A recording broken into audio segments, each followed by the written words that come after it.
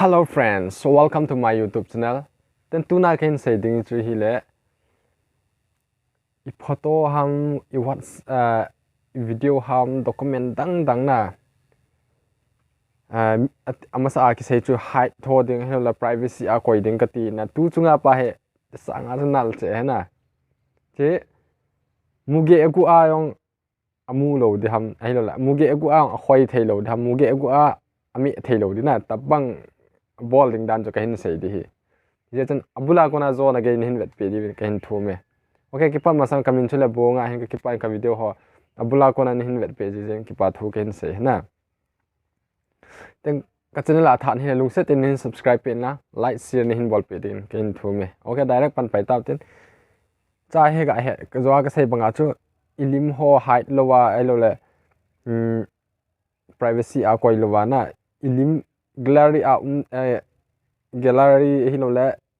file manager thoding he wa chu koim chan vet thelo na chu iti bol do ham chu kain sei din ama se pena che du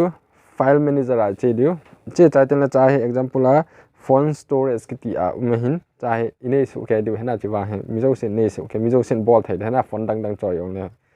ten phone storage a che du ten ti ai hung din cha pi na bol ham te na photo na sel nom ham ai lo mi vet thelo na koi nom ham na video mi vet thelo na koi nom ham pen chu na open dina na click ten le tia hung de ten le open ding na open ten ti a lim hung de na lim chu ai lo video ham chu ki play da na ten chu ki vet thelai na lo ten na vet thelo de kain sei du ten chi ipi na bol ham ten na back kiting na back a chilima chu press nami dan tela select mintin select do tela anoi langa more kiti hi nami cha tel chai pi ham upload to cloud drive min compress min rename min set a privacy details open with ta tam men he cha hi open diong hi pon adang i ma cha bol di pon rename ma he che du na rename hi me diu me cha ten tia de a photo amin ham ala video min ham chu hum din amin chu hum din zo tan dot ki pin te ke chai example of photo lim ka I khan hin jpeg ki sun na jpeg le ka kat ding ala video ala mov ham mev ham ki sun ji na chu I kat deu I kat chai ten le save deu na I kat chai ten le rename file chunga right symbol hu me deu me chai ten le na image ham ai lo na video ham chu hun so da na hin so de he ma chu tia iti hin so ham te le box lima hin so in te he ma I ma cha imi yong le open thelo he na je rename na bol dinga chu na dei pen abc z chen chu na koi din dei pen na ken cha u coin dot jowa u ka koi he na chu hin che iti open kit du tam ti le chu min avet normal avet thelo dai na ami ale I roll ham ki sun da na ti ami nge ya ip ki sun tham ti le audio video photo document cancel ti da chu a hon thelo dai na a hon thelo ding hin hi ti hon ki du ham ti le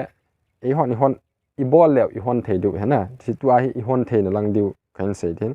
lai ma chu press na me dan ding na me chai tin le more hung ki sun da na more a chuna lut ding tele zo abang banga chu rename a hin lut kit ding na lut tele pi na me dham tile dot zowa chuna dot zowa se chuna kat kit ding ta chu lim hi le lim ho iti umji am tile jpeg elo le png kiti na ti a umji tele khat chu kina le video hi le mov ki sun ji in chu na shoot kit des lai ma cha dot zowa chuna shoot chai teng le chun right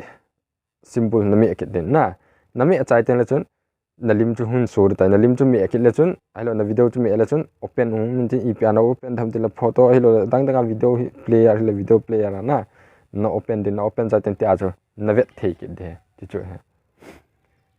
mi tam tai na het lo mai the na a he ho min te ai he ho dinga hi pon a hello ho dinga ken sim hin na phat chom pi la do like subscribe nin bol pi din pen thu me ki pai